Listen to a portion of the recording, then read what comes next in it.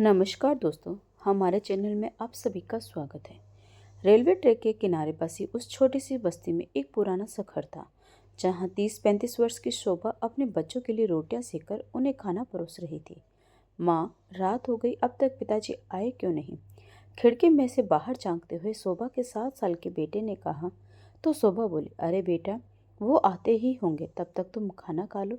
नहीं माँ, मुझे खाना नहीं खाना, मुझे तो बस जलेबी खानी है। हर रोज मैं पिताजी को जलेबी लाने को कहता हूँ, पर वो लाते ही नहीं।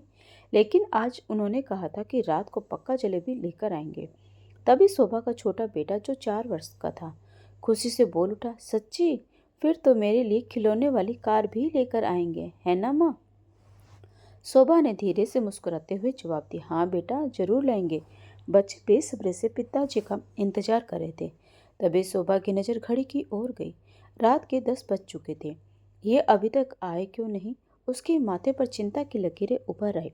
चिंता होनी जायज भी थी, क्योंकि शोभा जानती थी कि उसका पति अक्सर रात को काम से घर लौटते समय अपने दोस्तों के साथ मिलकर शराब पीने चला जाता था। अभी 1 सप्ताह पहले ही तो बात थी, जब शोभा ने अपने पति किशोर से कहा था, सुनो जी, अब हमारे दोनों बच्चे बड़े हो रहे और तीसरा भी 2 महीने में इस दुनिया में आने वाला है। मेरी आपसे एक विनती है कि अब आप शराब पीना छोड़ दीजिए, नहीं तो इसका हमारे तीनों बच्चों पर गलत असर पड़ सकता है। अपने बच्चों के बारे में सोचिए और उनके आने वाली जिंदगी के लिए पैसा बचाइए। पत्नी की बात पर किशोर ने भी कहा था, तुम ठीक कहती हो सुबह, अपने बच्चों के लिए मैंने एक भी पैसा नहीं जोड़ा है। मैं तुम्हें वचन देता हूँ कि अब से अपने बच्चों के बारे में सोचूंगा, उन्हें अच्छे संस्कार देने की कोशिश करूंगा और शराब शराब को भी कभी हाथ नहीं लगाऊंगा। रात धीरे धीरे गहराती जा रही थी और शोभा की चिंता बढ़ती जा रही थी। बाहर रेलवे ट्रैक पर ट्रेनों की आवाज़ गूंज रही थी, पर उसके पति की कोई खबर नहीं थी। शोभा ने बच्चों को जैसे तैसे खाना खिलाकर सुला दिया, लेकिन उसकी आंखों में नींद नहीं आई। वह बार बार दरवाजे की तरफ देखती, हर गुजरती ट्रेन की आवाज़ पर चौकन्ना हो जाती, परंतु किशोर का कुछ पता नहीं था। तभी दरवाजे पर खटका हुआ तो जल्दी से उठकर शोभा ने दरवाजा खोला, परंतु दरवाजे के सामने पुलिस वालों को देखकर उसके दिल में डर की एक लहर दौड़ गई। उसके मन में अनगिनत ख्याल आने लगे। किसी अनहोनी की आशंका से दिल की धड़कन बढ़ने लगी। किसी तरह हिम्मत जुटाकर उसने कांपती हुई आवाज में पूछा, क्या बात है साहब? स्टेशन पर चाय बेचने वाले किशोर का घर यही है क्या? पुलिस कांस्टेबल ने गंभीरता से पूछा। शोभा ने कांपते स्वर में उत्तर दिया, जी हाँ, यही घर है उनका। मैं उनकी पत्नी हूँ। सब कुछ ठीक तो है ना साहब? उसकी आवाज में चिंता और भय का समंदर बह रहा था। कांस्टेबल ने थोड़ी देर चुप्पी साधी, फिर गहरी सांस लेकर कहा, आपके पति की मृत्यु हो गई है। शराब के नशे में रेलवे ट्रैक क्रॉस करते समय उसका संतुलन बिगड़ गया। उन्होंने इतनी अधिक शराब पी रखी थी कि उन्हें सामने से आ रही ट्रेन का अंदाजा ही नहीं हुआ। हमने उनकी लाश को पोस्टमार्टम के लिए सरकारी अस्पताल भेज दिया है। आप कल सुबह वहां जाकर सारे कागजी काम पूरे करके उनकी लाश वहां से ले जाए। इतना कहकर पुलिस कांस्टेबल शोभा को असहाय छोड़कर वहां से चले गए। शोभा के कदम वहीं जड़ हो गए, आंखों के सामने अंधेरा छा गया और शरीर कांपने लगा। वह दरवाजे का सहारा लेकर जमीन पर बैठ गई। उसकी आंखों में आंसू भर आए। हे भगवान, यह सब क्या हो गया? मुझे भी तुझे भी मुझ पर जरा तरस नहीं आया? मेरे छोटे छोटे बच्चों का क्या होगा? मन में सवालों का बवंडर उत्पात मचाने लगा। अगली सुबह उसने खुद को किसी तरह संभाला और अपने पति का अंतिम संस्कार किया, परंतु उसके बाद तो उसकी जिंदगी पूरी तरह अस्त व्यस्त हो गई। जो थोड़ा बहुत पैसा उसने बचा कर रखा था, वह भी धीरे धीरे खत्म होने लगा। करीब 1.5 महीना होने को आया था। शोभा के पास आजीविका का कोई साधन नहीं था। हिम्मत जुटाकर आसपास के घरों में काम मांगने के लिए निकल पड़ी, परंतु किस्मत ने उसे यहाँ भी धोखा दिया। गर्भवती होने के कारण लोग उसे काम देने से मना कर देते। उसकी हालत देखकर ही लोग कह देते, तुम खुद ही इतनी कमजोर हो, हम तुम्हारे ऊपर और बोझ डालना नहीं चाहते। बच्चा पैदा करने के बाद आना। हताश और निराश शोभा घर वापस लौट आई। घर में उसका 7 साल का बेटा गोलू बीमार था। बुखार में तपता गोलू चारपाई पर पड़ा था। उसकी मासूम आंखों में दर्द झलकता था। उसके कराहने पर शोभा उसके पास जाकर बैठ जाती, उसके माथे पर हाथ फेरती।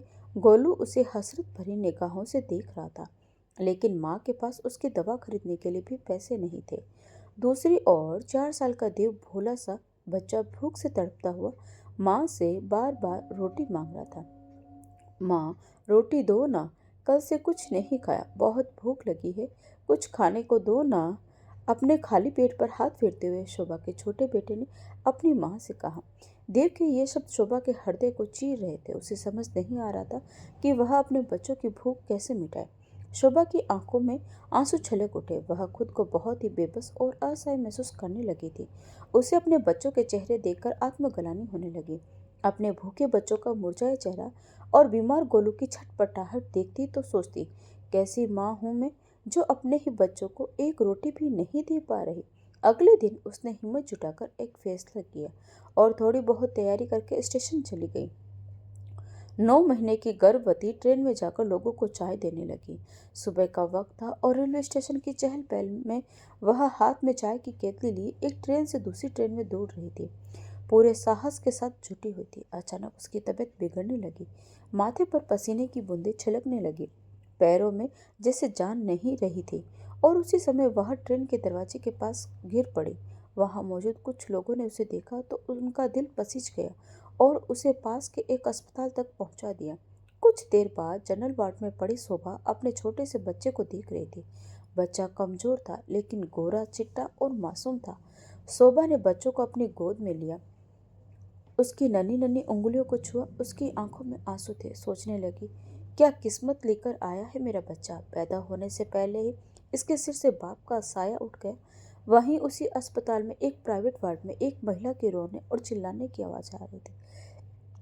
कहाँ है मेरा बच्चा? आपने मेरे बच्चे का चेहरा तक भी मुझे नहीं दिखाया। कम से कम मुझे उसे अपनी गोद में तो लेने दो। आप क्यों नहीं बताते कि मेरा मुन्ना कहाँ है? तो उसका पति, जो एक बहुत ही बड़ा साहूकार था, बोला, काव्या, तुम फिक्र मत करो, उसकी तबीयत थोड़ी खराब थी, इसीलिए वो अभी ऑब्जर्वेशन में है। कल सुबह बच्चा तुम्हारी गोद में होगा। डॉक्टर ने भी हाँ में सिर हिलाया और उसे नींद का इंजेक्शन दे दिया। दरअसल साहूकार की पत्नी काव्या की गोद भगवान ने पूरे 8 साल बाद भरी थी, परंतु कुछ ही मिनटों में उसके बच्चे की मृत्यु हो गई। डॉक्टर ने साहूकार को अलग बुलाया और कहा, देखिए, आपकी पत्नी की कंडीशन अच्छी नहीं है। फिर जब उन्हें पता चलेगा कि उनका बच्चा नहीं रहा तो वह सदमा बर्दाश्त नहीं कर पाएगी। हमें जल्द ही कोई व्यवस्था करनी होगी। किसी और नवजात बच्चे को उनकी गोद में देना होगा। उसी समय एक नर्स आई और बताने लगी, आज सुबह जनरल वार्ड में जिस महिला ने बच्चे को जन्म दिया है वह घर जाने की जिद कर रही है। नहीं, इतनी जल्दी उसे कैसे घर भेज सकते हैं? डॉक्टर ने पूछा। लेकिन मैडम, वह मानने को तैयार ही नहीं है। कह रही है कि घर बैठे उसके बाकी दोनों बच्चे भूखे प्यासे हैं। उसके अलावा इस दुनिया में उन बच्चों का कोई नहीं है। यह बात सुनकर डॉक्टर जनरल वार्ड में आई तो पीछे पीछे साहूकार भी आ गया। देखिए शोभा जी, अभी आपकी तबीयत ठीक नहीं है, इसलिए अभी हम आपकी छुट्टी नहीं कर सकते। तो शोभा हाथ जोड़ते हुए बोली, मैडम जी, मेरे 2 बच्चे घर पर अकेले बैठे हैं। घर पर खाने को भी कुछ नहीं पड़ा जिससे वो अपना पेट भर ले। इस दुनिया में मेरे अलावा उनका कोई है भी तो नहीं। मुझे तो जाना ही होगा।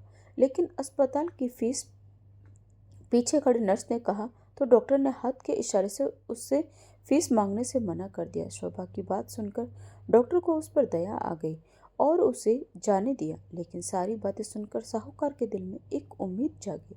बिना समय गवाए वह भी अस्पताल से बाहर निकल गया। रात होने को थी। अपने नन्हे से बच्चों को सीने से लगाकर शोभा घर पहुंची, जहां अपने बच्चे रोटी के इंतजार में अपनी माँ की राह देख रहे थे। बेचैन होकर तड़प रहे थे, भूख से बिलख रहे थे। उनके रोने की आवाज उसके सीने में किसी खंजर की तरह चुभ रही थी। आखिरकार यह सोचकर कि शायद पड़ोस के लोग उसकी मदद कर देंगे, वह बोझिल कदमों से आसपास के घरों की तरफ चल पड़ी। पहला घर खटखटाया तो सामने आई महिला ने उसका हाल देखकर ताने देते हुए कहा, खुद का पेट पाल नहीं सकती और 3-3 बच्चे पैदा कर लिए। उसके चेहरे पर शर्मिंदगी के भाव आ गए, पर वह क्या करती। उसने हाथ जोड़कर सिर्फ इतना ही कहा, बहन, बस बच्चों के लिए एक वक्त का खाना दे दो। लेकिन उसकी विनती का कोई असर नहीं हुआ। हर घर की चौखट पर उसके साथ ऐसा ही हुआ। हर जगह उसके दुत्कार मिला। हर कोई उसे उसकी गरीबी और मजबूरी का ताना मार रहा था। हर जगह ठोकरें ही नसीब हो रही थी। वह सोचने पर मजबूर हो गई, क्या गरीबी इतनी बड़ी सजा है कि इंसान की इंसानियत भी मर जाए? थक हार कर वह खाली हाथ घर वापस लौट आई। जब वह घर के दरवाजे तक पहुंची तो उसकी हैरानी का ठिकाना न रहा। अंदर से बच्चों की हंसी की आवाज आ रही थी। वह अचरज में पड़ गई और जल्दी से अंदर आई। उसे अपनी आंखों पर यकीन नहीं हुआ। उसने देखा कि उसके बच्चों के सामने ढेर सारा खाना रखा था और थोड़ी देर पहले भूख से तड़पते बच्चे अब जी भरकर खाना खा रहे थे। वह स्तब्ध थी, जैसे कोई चमत्कार हो गया। उसकी आंखों में एक चमक और चेहरे पर खुशी के भाव आ गए। अचानक उसकी नज़र एक सज्जन व्यक्ति पर पड़ी जो एक तरफ खड़ा था। दिखने में वह कोई बहुत बड़ा सेठ लग रहा था। वह शांत भाव से बच्चों को खाते हुए देख रहा था। उसकी आंखों में संतुष्टि और दया का भाव था। शोभा समझ गई कि यह सब उस व्यक्ति की मेहरबानी थी। वह वही साहूकार था जिसके बच्चे के जन्म होते ही मृत्यु हो गई थी। साहूकार ने उसकी ओर देखा और कहा, बहन, मैं यहाँ आपसे मिलने आया हूँ, कुछ जरूरी काम था। पर जब दरवाजे के पास पहुंचा तो आपकी और आपके बच्चों की बातें सुनकर मुझसे रहा नहीं गया, इसलिए बच्चों के लिए यह खाना ले आया। शोभा ने नजर उठाकर अपने बच्चों की ओर देखा जो खुशी से खाना खाने में मग्न थे। फिर हाथ जोड़ते हुए साहूकार का शुक्रिया अदा किया। शोभा की गोद में नवजात बच्चे को देखकर साहूकार मुद्दे की बात पर आया। बहन, मुझे मालूम है कि आपके पास घर चलाने का कोई सहारा नहीं है। आप कहें तो मैं रुपये पैसों से आपकी मदद कर दिया करूंगा। साहूकार को हैरानी भरी निगाह से देखती हुई शोभा बोल उठी, लेकिन इस दुनिया में बिना मतलब के कौन मदद करता है? आपने ठीक कहा बहन, मेरा भी एक मतलब है। मैं आपसे कुछ मांगने ही आया हूँ। शोभा ने गहरी सांसें लेते हुए कहा, क्यों शर्मिंदा करते हैं साहब? इस गरीब की झोंपड़ी में ऐसा क्या है जो आपके पास नहीं है? साहूकार ने गंभीरता से उत्तर दिया, वह चीज़ बहन जो पैसे से नहीं खरीदी जा सकती और जिसकी कीमत धन से आंकी नहीं जा सकती। ऐसी कौन सी चीज़ है मेरे पास जो आपके पास नहीं है? अगर ऐसा कुछ है तो मैं उसे देने में संकोच नहीं करूंगी। शोभा ने कहा, तो ठीक है बहन, आप यह बच्चा मुझे दे दीजिए। क्या बच्चा? शोभा कुछ पल के लिए स्तब्ध रह गई। हाँ बहन जी, मैं और मेरी पत्नी बहुत सालों से संतान की आस में थे। आज वह आस पूरी भी हुई, लेकिन कुछ ही क्षणों के लिए पैदा होने से कुछ समय बाद हमारा बच्चा भगवान को प्यारा हो गया। मेरी पत्नी की गोद सूनी रह गई। वह अस्पताल में जिंदगी और मौत के बीच झूल रही है। अपने बच्चे को गोद में लेने को तरस रही है, लेकिन उसे नहीं पता कि उसका बच्चा तो उसकी गोद में आने से पहले ही। कहते कहते साहूकार रुक गया। फिर कुछ संभल कर बोला, बहन जी, डॉक्टर कहते हैं कि अगर पत्नी को सच्चाई का पता चला तो वह सदमा बर्दाश्त नहीं कर पाएगी। मैं उसे खोना नहीं चाहता। अगर आप चाहें तो हम आपके इस बच्चे को गोद ले सकते हैं। मैं आपको एक अच्छी रकम दूंगा ताकि आपके बाकी बच्चों का भविष्य सुरक्षित हो सके। आपके लिए यह फैसला मुश्किल जरूर होगा, लेकिन इससे आपके बच्चों का भविष्य संवर जाएगा। साहूकार की बातें सुनकर शोभा के मन में तूफान उठने लगा। फिर हाथ जोड़ते हुए धीमे स्वर में बोले, आप शायद नहीं समझ सकते साहब, एक माँ को अपने सभी बच्चों से बराबर प्यार होता है। मैं कैसे इसे खुद से अलग कर सकती हूँ? एक माँ का हृदय अपने बच्चों को यूं किसी और को सौंप देने की कल्पना भी नहीं कर सकता। देखो बहन, तुम्हारे तीनों बच्चों की जिंदगी संवर जाएगी। तुम्हारी एक हाँ इस बच्चे की किस्मत बदल सकती है। मैं इसे अपने ही बच्चे से बढ़कर देखभाल करूंगा। आपका जब दिल करे आप इसे देखने आ जाइएगा। कुछ पल शोभा मौन में डूबी रही। काफी देर तक ममता और मजबूरी के बीच एक अंतर्द्वंद चलता रहा। फिर उसने बाकी दोनों बच्चों की ओर एक निगाह डाली। आखिरकार एक कसमकस से बाहर निकलकर उसने अपने दिल को मजबूत किया और भीगी आंखें लिए अपने नन्हे बच्चे को आखिरी बार चूमा और साहूकार को सौंप दिया। इसे अच्छे से रखना साहब, मैं इसके बिना जीना तो नहीं चाहती, लेकिन शायद मेरे दूसरे बच्चों के लिए यही सही है। साहूकार ने अपनी जेब से पैसे निकालकर शोभा की ओर बढ़ा दिए। पैसे लेने का शोभा का मन तो नहीं था, पर मजबूरी ऐसी थी कि लिए बिना गुजारा भी नहीं था। इसीलिए चुपचाप उसने पैसे लेकर अपनी मुट्ठी बंद कर ली। साहूकार ने शोभा को अपने घर का पता दिया ताकि वह जब चाहे बच्चे से मिलने आ सके। फिर उस कमजोर से बच्चे को अपने सीने से चिपका लिया और हाथ जोड़कर शोभा का शुक्रिया अदा करता हुआ घर से बाहर निकल गया। भारी मन से शोभा ने दरवाजा बंद किया और अपनी पीठ दरवाजे से सटाकर खड़ी हो गई। आंखों से आंसू थमने का नाम नहीं ले रहे थे। मुट्ठी खोलकर रुपयों की ओर देखते हुए बोली, हे भगवान, क्या यही लिखा था मेरी तकदीर में? अपने ही हाथों अपने बच्चे का सौदा। माँ का कलेजा फटने को हो आया। उधर साहूकार की पत्नी काव्या बच्चे को गोद में लेकर बहुत खुश थी। कुछ दिनों में वह ठीक हो गई और अस्पताल से घर वापस आ गई। बच्चे के जन्म के उपलक्ष्य में एक भव्य कार्यक्रम का आयोजन करवाया गया और बढ़िया दावत दी गई। नाम रखा गया गोपाल। उसका हर पल हर क्षण अब उसी नन्हे चेहरे के इर्द गिर्द घूमता था। दिन रात उसकी देखभाल में वह इतनी व्यस्त रहती थी कि खुद का भी ख्याल रखना भूल जाती। उसकी तो जैसे दुनिया ही रोशन हो गई थी। वह उसके कोमल हाथों और पैरों को सहलाती, बच्चे के साथ तोतली भाषा में बातें करती और जब वह मुस्कुराता तो निहाल हो जाती। बच्चा सोता तो माँ उसे अपने सीने से लगाकर थपकियां देती और धीरे धीरे लोरी गाती। असीम प्रेम में वह बच्चा जैसे फूल की तरह खिल रहा था। लेकिन दूसरी ओर शोभा अपने बच्चे से बिछड़ने के दर्द में तड़प रही थी। दिल में ममता का सैलाब उमड़ रहा था। अपने बच्चे को देखने का बहुत मन कर रहा था। एक पल मन में ख्याल आया कि जाकर बच्चे से मिल आऊं। फिर दूसरे ही पल कश्मकश में पड़ गई, जाऊं कि नहीं। बहाने से घर के बड़े से आंगन में साहूकार और उसकी पत्नी बैठे हुए थे। धूप की किरणें छन छन कर आ रही थी। कहीं पास रखे पालने में उनका नन्हा सा गोपाल खेल रहा था, हंसता खिलखिलाता और हाथ पांव मारता, जिसे देख काव्या के चेहरे पर मुस्कान फैल जाती। परंतु साहूकार का ध्यान कहीं और था। वह किसी सोच विचार में डूबा हुआ था। तभी अचानक दरवाजे पर दस्तक हुई।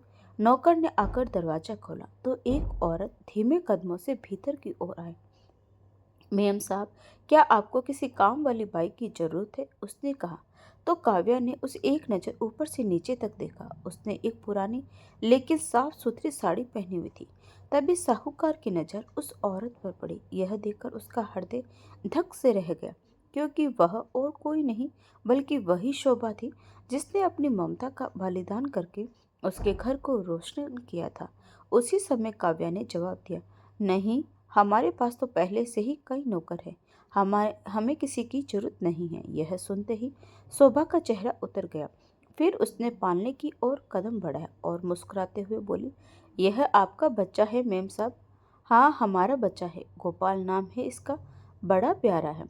बच्चे को नजर भरकर देखकर शोभा जैसे अपनी आंखों की प्यास बुझा लेना चाहती थी। फिर उदास होकर पीछे की ओर मुड़ी और वापस जाने लगी। तभी साहूकार ने अपनी पत्नी से धीरे से कहा, सुनो काव्या, नौकर तो हमारे पास है। मुन्ने को भी तो तुम और आया मिलकर संभाल लेती हो, लेकिन फिर भी घर में कई छोटे मोटे काम आते हैं। क्यों ना इस औरत को रख ले, तुम्हारी मदद हो जाएगी। कुछ सोचकर साहूकार की पत्नी ने पीछे से आवाज लगाई, सुनो, क्या नाम है तुम्हारा? जी, मेरा नाम शोभा है। पीछे मुड़ते हुए उसने कहा, तुम क्या क्या काम कर सकती हो? कितनी तनख्वाह लोगी? जी मैम साहब, मैं सारे घर का काम कर सकती हूँ। तनख्वाह जो आप ठीक समझे। शोभा को तो बस एक ही बात की परवाह थी, किसी तरह अपने बच्चे के करीब रहना। उसके मासूम से चेहरे को जी भरकर देख लेना चाहती थी। वह इसलिए कम तनख्वाह में भी राजी हो गई। वैसे तुम रहती कहाँ हो और तुम्हारा पति क्या करता है? तो शोभा थोड़ा झिझकते हुए बोली, यहीं पास में ही रहती हूँ। और मेरे पति? वो तो कुछ महीने पहले ही। कहते कहते उसकी आंखें भर आई। काव्या उसके आंसू का मतलब अच्छी तरह समझ गई थी। फिर बोली, ठीक है, तुम कल आ जाना, मैं तुम्हें सारा काम समझा दूंगी। जी मैम साहब, मैं कल सुबह सुबह ही पहुंच जाऊंगी, कहकर शोभा घर से बाहर चली गई। अगले ही दिन जब शोभा सुबह सुबह सेठानी के पास नौकरी के लिए पहुंची तो अपने बच्चे को इतना करीब पाकर उसे एक अलग ही सुकून महसूस हुआ। कितने समय बाद उसे ऐसा लगा जैसे उसकी खोई हुई जिंदगी, बिछड़ी हुई खुशियां वापस लौट आई है। शोभा का बेटा अब पहले से कहीं अधिक सेहतमंद और गोल मटोल हो गया था। सुबह वह दूर खड़ी अपने बच्चे को खेलते कूदते, मुस्कुराते हुए और नन्हे नन्हे हाथ पांव चलाते हुए देखती रहती। उसके दिल में ममता की लहरें उठती और आंखें नम हो जाती। उसका मन तड़प उठता कि काश वह अपने बेटे को गले से लगा पाती। परंतु फिर भी बच्चे को देखकर वह मन ही मन ईश्वर को धन्यवाद कहने लगी कि बच्चा भले ही उसकी गोद में नहीं है, लेकिन खुश है, सुरक्षित है और उसे किसी भी चीज की कमी नहीं है। घर में नौकर चाकर तो थे, लेकिन काव्या जो बच्चे की देखभाल कर रही थी उसे किसी पर भरोसा नहीं थी। वह खुद ही हर छोटी बड़ी बात का ध्यान रखती, ताकि बच्चे की सुरक्षा में किसी भी प्रकार की कमी न आए। शोभा जब भी अपने बच्चे को देखती उसका दिल भर आता। एक माँ की ममता का सैलाब उसके दिल में हिलोरे लेता, लेकिन अपने आंसुओं को वह दिल में ही छिपा लेती। वह दूर खड़ी हर पल उसकी मासूमियत को अपनी आंखों में कैद कर रही थी। जब उसका बेटा खिलखिलाकर हंसता तो उसकी हर किलकारी उसके कानों में सुकून का संगीत बनकर गूंजने लगती। बच्चे का कमरा हर तरह से रंग बिरंगे खिलौने से भरा हुआ था और नन्हा गोपाल अपने चारों तरफ फैले खिलौनों के बीच बैठा था। वह शोभा को देखकर मुस्कुरा रहा था। आज न जाने क्यों शोभा का दिल बार बार मचल रहा था कि वह अपने बेटे गोपाल को अपनी गोद में उठाए, उसे कसकर अपने सीने से लगाए और उस पर अपनी सारी ममता लुटा दे। पिछले कुछ दिनों से वह अपने बेटे को पास से देखती तो थी, लेकिन उसे गोद में लेने का साहस कभी नहीं कर पाई थी। एक दिन काव्या जब नहाने जा रही थी तो उसने कुछ देर के लिए शोभा को गोपाल का ध्यान रखने के लिए कह दिया। वैसे तो अपनी अनुपस्थिति में वह आया पर बच्चे की जिम्मेदारी सौंप कर जाती थी, लेकिन आज आया भी नहीं आई थी। इसीलिए उसने शोभा को उसके पास बैठने को और उसका ख्याल रखने को कह दिया। यह बात सुनते ही जैसे शोभा का चेहरा खिल उठा। वह और क्या चाहती थी, बड़े उत्साह से वह उसके पास जाकर बैठ गई।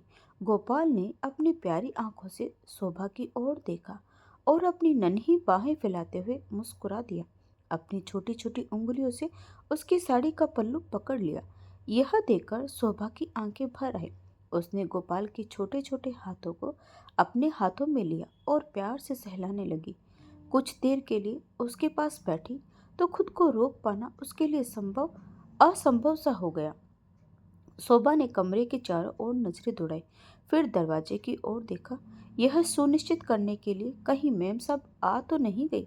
फिर गोपाल को उठाकर अपने सीने से लगा लिया, बाहों में जकड़ लिया और फिर बेहताशा चूमने लगी। गोपाल भी उसकी ममता का एहसास पाकर खिलखिलाकर हंस पड़ा। कितना प्यारा है रे तू, काश तुझे हमेशा अपने पास रख पाती। दिल तो चाहता कि तुझे लेकर यहाँ से भाग जाऊं और किसी ऐसी जगह चली जाऊं जहां कोई मुझे तुमसे अलग न कर पाए। कहते हुए वह फिर से उसकी गोल मटोल गाल को चूमने लगी। इधर शोभा बच्चे पर अपनी ममता उड़ेल रही थी, तो वही कमरे के दरवाजे पर खड़ी काव्या ने यह सारा दृश्य देख लिया। थोड़ी देर वह उसे यह सब करते हुए देखती रही। उसका चेहरा गुस्से से लाल हो गया। शोभा, यह सब क्या है? लगभग चीखते हुए वह बोली। तो गुस्से से भरी कड़कती आवाज सुनकर शोभा सहम गई और तुरंत गोपाल को वापस उसके बेड पर लिटा दिया। उसके चेहरे पर डर और पश्चाताप का भाव था। कांपती हुई आवाज में बोली, मेम साहब, मुझे माफ कर दीजिए, मैं तो बस बच्चे को एक बार गले लगाना चाहती थी। बस अब हमें तुम्हारी इस घर में कोई जरूरत नहीं है। मैं आज ही तुम्हारा हिसाब किए देती हूँ। निकल जाओ मेरे घर से और वापस कभी अपनी सूरत भी मत दिखाना। कहते हुए काव्या ने उसका हाथ पकड़ा और लगभग घसीटते हुए उसे गोपाल के कमरे से बाहर ले आई। फिर 500 के 5 नोट उसके हाथ में थमाते हुए उसे बाहर का रास्ता दिखा दिया। शोभा की आंखों से आंसू बहने लगे। एक बार तो उसका दिल किया कि चीख चीख कर बता दे कि गोपाल उसी का खून है, वही गोपाल की माँ है जिसने उसे 9 महीने कोख में रखा, अपने खून से सींचा। लेकिन वह मजबूर थी, इसीलिए मुंह से उफ तक न कर पाए। हालात ने मानो उसकी आवाज को दफन कर दिया था। आंखों में ममता का समंदर और दर्द का सैलाब लिए उसने आखिरी बार गोपाल की ओर देखा और भारी मन से दरवाजे से बाहर निकल गई। बाहर निकलकर उन रुपयों की ओर देखा, मानो वह रुपए उसकी अंतरात्मा को छलनी कर रहे हो। अपने कलेजे के टुकड़े को मैंने इन्हीं चंद रुपयों के लिए बेच दिया। लानत है मेरे माँ होने पर। वो भला कैसी माँ जो अपनी औलाद को ही बेच दे। खुद से कहते हुए उसकी आवाज भारी हो गई। अपने ही कर्म से शर्मसार हो चुकी वह उस पल में टूट चुकी थी।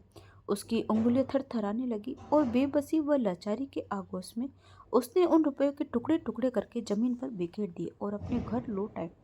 नौकरी से तो उसे निकाल ही दिया गया था, लेकिन अपने दोनों बच्चों का पेट भरने के लिए उसने आसपास की कोठे में झाड़ू पोंछा और साफ सफाई का काम ले लिया। दिन भर वह वहां काम करती, लेकिन अक्सर नन्हे गोपाल की एक झलक पाने के लिए वह शाम को उनके घर के बाहर कुछ दूरी पर खड़ी हो जाती। वह जानती थी कि रोज शाम को आया बच्चे को बग्गी में बिठाकर बाहर घुमाने लाती है। बस उसी समय नन्हे मुन्ने को देखकर अपनी आंखें ठंडी कर लेती। एक दिन आया ने देखा तो अंदर जाकर अपने मालिक को यह बात बता दी। यह सुनते ही काव्या अपने पति से बोली, मुझे तो पहले ही उस पर शक था, उसकी नीयत ठीक नहीं लगती। नौकरी से निकाल दिया है, उसके बावजूद भी आते जाते मेरे बच्चे पर नजर बनाए रखती है। न जाने क्या चाहती है वह। यह सुनकर साहूकार को महसूस होने लगा कि कहीं उसकी पत्नी को यह पता न चल जाए कि यह उसका बच्चा उसका अपना नहीं बल्कि शोभा का है। पोल खुलने के डर से साहूकार ने एक फैसला कर लिया। एक दिन जब शोभा सारे दिन का काम करके शाम को घर लौटी तो उसकी थकी आंखों में अपने बच्चों को देखकर थोड़ी सी खुशी और सुकून छलक आया। जैसे ही वह घर पहुंची उसके बच्चों ने उसे बताया कि उसकी गैर मौजूदगी में वही अंकल आए थे जो एक बार उनके लिए खाना और कुछ पैसे देकर गए थे। यह सुनकर शोभा थोड़ा असमंझ में पड़ गई। उसने खुद से सवाल किया, आखिर साहूकार यहाँ क्यों आए होंगे? क्या वह उसे कुछ कहना चाहते हैं? उसके बड़े बेटे ने उसके हाथ में एक छोटा पैकेट थमाया और कहा, माँ, यह देखकर गए हैं वह अंकल। शोभा ने बच्चों के सामने अपने भावों को छिपाने की कोशिश की। उत्सुकता और बेचैनी के साथ उसने वह पैकेट खोला। जैसे ही उसकी नज़र अंदर गई उसकी आंखें आश्चर्य से फैल गई। पैकेट में 500 के नोटों की दो गड्डियां थी। शोभा के लिए यह कल्पना से परे था। पहले भी साहूकार कभी कभार पैसों से उसकी मदद कर देता था, लेकिन यह पहली बार था कि इतनी बड़ी रकम उसके पास पहुंचाई गई थी। उसके मन में तरह तरह के ख्याल आने लगे। क्या यह पैसे साहूकार ने उसकी वफादारी के लिए दिए हैं, या फिर उसके मन में अब भी उसके प्रति कुछ मानवीय संवेदनाएं बची है, जिसके चलते उन्होंने बाकी दोनों बच्चों के भविष्य को संवारने के लिए पैसे दिए। हर सवाल के साथ उसकी बेचैनी और बढ़ती जा रही थी। अगले दिन शोभा सुबह सुबह काम पर जाने के लिए निकली तो उसके साथ काम करने वाली एक बाई ने बताया, तूने सुना शोभा, साहूकार अपने पूरे परिवार के साथ कहीं दूर चले गए हैं, शायद किसी और शहर में बस गए हैं। यह सुनते ही शोभा का दिल धक से रह गया। वह स्तब्ध थी। एक अजीब सा सन्नाटा उसके चारों ओर फैल गया। पूरे परिवार का यूं अचानक चले जाना और बिना कुछ बताए साहूकार द्वारा इतनी बड़ी रकम भिजवाना, इस सब का मतलब साफ था। वह समझ चुकी थी कि साहूकार ने उसके बेटे को हमेशा के लिए उसके जीवन से दूर कर दिया है। उसकी आंखों के सामने उसका नन्हा गोपाल आ गया, जिसके मासूम चेहरे को देखने के लिए वह हर शाम उनकी कोठी के बाहर खड़ी रहती थी। अब वह नन्हा बच्चा उसकी पहुंच से दूर जा चुका था, शायद हमेशा के लिए। शोभा के दिल में तूफान सा उमड़ने लगा। दूर से ही सही, लेकिन गोपाल को देखकर उसे संतोष मिल जाता था, पर अब वह उम्मीद भी टूट चुकी थी। उसे और उसके बेटे को हमेशा के लिए अलग कर दिया गया था। शायद उसकी ममता का यही अंजाम होना था। यह सोचकर उसने मन ही मन खुद को तसल्ली दी और उसी के साथ उसने भी आगे बढ़ने का फैसला कर लिया। दोनों बच्चों की अच्छी परवरिश का संकल्प लिया। अब उसके पास पैसे थे।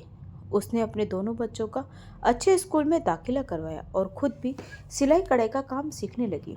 कुछ दिनों बाद उसने सिलाई मशीन खरीद ली और घर बैठकर लोगों के कपड़े सिलने लगी। धीरे धीरे उसका काम चलने लगा और शोभा आर्थिक रूप से आत्मनिर्भर बन गई और अपने बच्चों का खर्चा स्वयं उठा सकती थी। उधर साहूकार और काव्या, जो गोपाल को लेकर दूसरे शहर में शिफ्ट हो गए थे, सुकून का जीवन गुजारने लगे। समय ने अपने पंख फैलाए और देखते ही देखते 25 साल बीत गए। इन 25 सालों में बहुत कुछ बदल गया था। काव्या अब बूढ़ी हो चुकी थी और 1 महीना पहले ही साहूकार इस संसार को अलविदा कहकर चला गया था। अब उसका बेटा गोपाल, जो कभी एक मासूम बच्चा था, 25 साल का नौजवान हो चुका था। अपने पिता के सपनों और उनकी विरासत को संभालते हुए उसने उनका व्यापार संभाल लिया था। साथ ही साथ जरूरतमंदों की सहायता करने में भी वह पीछे नहीं रहता था। इसी मकसद से वह एक एनजीओ भी चलाता था। आज गोपाल को ऑफिस से आने में देर हो गई थी। उसके इंतजार में बैठे बैठे काव्या बोर होने लगी तो अपने पति की अलमारी खोलकर बैठ गई। वही एक कोने में उनकी डायरी रखी थी, सो काव्या उसे खोलकर पढ़ने लगी और पढ़ते हुए पन्ने पलटने लगी। फिर उसकी नज़र डायरी में रखे एक कागज़ पर गई जिस पर लिखा हुआ था, एक खत मेरी पत्नी के नाम। काव्या ने पढ़ना शुरू किया। काव्या, अब मैं कुछ बीमार रहने लगा हूँ, न जाने कब बुलावा आ जाए, लेकिन उससे पहले अपने दिल का बोझ हल्का कर लेना चाहता हूँ। एक ऐसा राज जो खोल देना चाहता हूँ, जो बरसों से मैंने अपने दिल में दफन किया था। वह यह कि गोपाल हमारा अपना बेटा नहीं है। पढ़ते ही जैसे कोई गाज सी गिरी काव्या पर, उसके हाथ कांपने लगे। थोड़ा रुककर उसने फिर पढ़ना शुरू किया। उसकी माँ और कोई नहीं बल्कि शोभा है। हाँ, वही शोभा जो कभी हमारे यहाँ काम किया करती थी, अपने बच्चे गोपाल को नज़र भर देख सके, इसीलिए ही वह हमारे घर काम वाली बाई बनकर आई थी। एक गरीब लेकिन बेहद खुददार औरत थी वह। बच्चे के बदले में मैं उसकी पैसे से थोड़ी बहुत मदद कर दिया करता था। उसके बाद साहूकार ने वह सारी परिस्थितियाँ लिखी थी जिसमें वह गोपाल को शोभा से लेकर आए थे, और जिन मजबूरियों के चलते शोभा ने यह त्याग किया था। अंत में लिखा था, लेकिन मेरे मन में हमेशा यह अपराध बोध रहा कि मैंने एक माँ को उसके बेटे से अलग किया है। भगवान करे उस नेक औरत को दुनिया की सारी खुशियाँ मिले। पत्र खत्म होते होते काव्या का पूरा शरीर जैसे सुन्न पड़ गया था। अचानक उसके सामने वह दृश्य उभर आया जब शोभा उसके बेटे गोपाल को अपनी बाहों में कसकर प्यार कर रही थी और अपने सीने से लगाए बेहताशा चूमती जा रही थी। और काव्या ने उसे पुनः घर बनाकर नौकरी से और अपने घर से धक्के मारकर निकाल दिया था। घर से निकलते वक्त शोभा की डबडबाई आंखें और उसके थरथराते होठ कुछ कहने को बेताब थे, लेकिन कुछ कह नहीं पाई। वो दर्द भरी नजरों से गोपाल को देखते हुए चली गई थी। हे भगवान, मैं कितना बड़ा गुनाह कर बैठी। एक ममतामयी माँ को इतना दर्द दिया मैंने, कहते उसकी आंखों से आंसू टपकने लगे।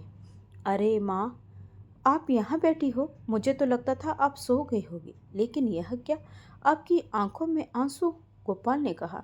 उसी समय काव्या ने वह डायरी अलमारी में रखकर जल्दी से अलमारी बंद कर दी, लेकिन गोपाल ने उसे डायरी रखते हुए देख लिया था।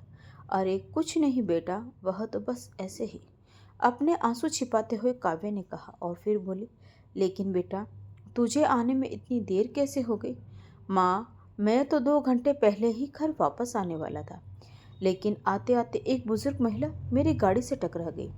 मुझे तो लगा था कि उन्हें मेरी गाड़ी से टक्कर लगी है, और जब मैंने गाड़ी से उतर कर देखा तो पता चला कि वह तो बेहोश हो गई थी। अपनी टीम को बुलाकर मैंने उन्हें अस्पताल में भर्ती करवा दिया। इन सब कामों में ही देर हो गई। अरे बेटा, तू और तेरी समाज सेवा, लोगों की मदद करने में तू इतना व्यस्त हो जाता है कि अपना भी ध्यान नहीं रखता। चल तू हाथ मुंह धो ले, मैं खाना गर्म करके लाती हूँ।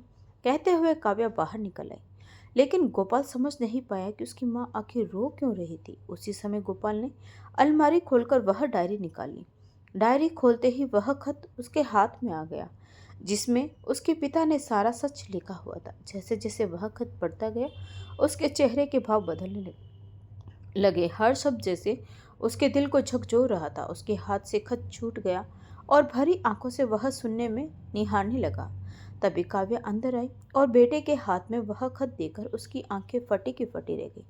माँ, क्या यह सच है? मैं आपका अपना बेटा नहीं हूँ? गोपाल ने भरी आवाज में पूछा तो काव्या कुछ न बोल पाई। माँ को खामोश खड़े देख उसे अपने सवाल का जवाब मिल चुका था। फिर बोला, माँ, मैं अपनी उस माँ से मिलना चाहता हूँ जिन्होंने मुझे जन्म दिया। कहाँ मिलेगी वह? मालूम तो मुझे भी नहीं कि इतने वर्षों बाद वह हमें कहाँ मिलेगी, पर ढूंढने से तो भगवान भी मिल जाते हैं। मैं भी तुम्हारे साथ चलूंगी बेटा, मुझे भी अपने गुनाहों का प्रायश्चित करना है। अगले दिन सुबह गोपाल अपनी माँ काव्या के साथ निकल पड़ा, उस जीवन देने वाली माँ की तलाश में। काव्या को मालूम था कि शोभा रेलवे ट्रैक के पास एक बस्ती में रहा करती थी, लेकिन वहां जाकर जो कुछ भी उनके सामने आया, उन दोनों के होश उड़ गए। पूरी बस्ती उजड़ी हुई थी। जगह जगह टूटे फूटे घरों के अवशेष और वीरानी का आलम उनकी आंखों के सामने था, जैसे समय ने उस जगह को पूरी तरह निगल लिया हो। उन्होंने एक स्थानीय महिला से पूछा, यहाँ रहने वाले लोग कहाँ गए? शोभा जो यहाँ रहती थी उसका कुछ पता है? अरे मैडम साहब, पिछले साल जब बाढ़ आई थी तो आधे से ज़्यादा कच्चे घर पानी में बह गए। जो बच भी गए उनके रहने वाले कहीं और पलायन कर गए। रही बात शोभा की, तो उसका जीवन ही दुखों का दूसरा नाम था। पहले उसका पति उसे छोड़कर चला गया, फिर बड़ी गरीबी में उसने किसी तरह अपने बच्चों को पाला पोसा, उन्हें पढ़ाया लिखाया। वह दिन रात मेहनत करती रही। उसने सोचा था कि जब बच्चे कामयाब होंगे तो उसका बुढ़ापा सुख शांति से गुजरेगा। थोड़ा रुककर महिला ने गहरी सांस ली और आगे कहा, लेकिन किस्मत ने उसका साथ नहीं दिया। जब दोनों बेटे बड़े शहर गए तो वहां जाकर उन्होंने अपनी अपनी दुनिया बसा ली। बड़े अरमानों से बेटों के सुख में हिस्सेदार बनने की आस लगाए बैठी माँ को वे जैसे भूल ही गए। उन्होंने तो कभी अपने पास उसे रखने की सोची भी नहीं। बुढ़ापे और बीमारी में वह अकेली पड़ गई। फिर पिछले साल जब बाढ़ आई तो उसका घर भी बह गया। बाढ़ में बहुत से लोगों को अपना ग्रास बना लिया। उन्हीं लोगों में शायद शोभा भी एक थी। शोभा माँ, मेरी जन्म देने वाली माँ, उन्होंने इतनी तकलीफें सही और मैं उनके साथ नहीं था। उनका बेटा होकर भी उनके लिए मैं कुछ नहीं कर पाया। कम से कम एक बार तो भगवान ने मुझे उनसे मिला दिया होता, बस एक बार, कांपती आवाज में कहते हुए गोपाल ने गहरी सांस ली और आंखों से आंसू निकलकर उसके गालों पर भिगोने लगे।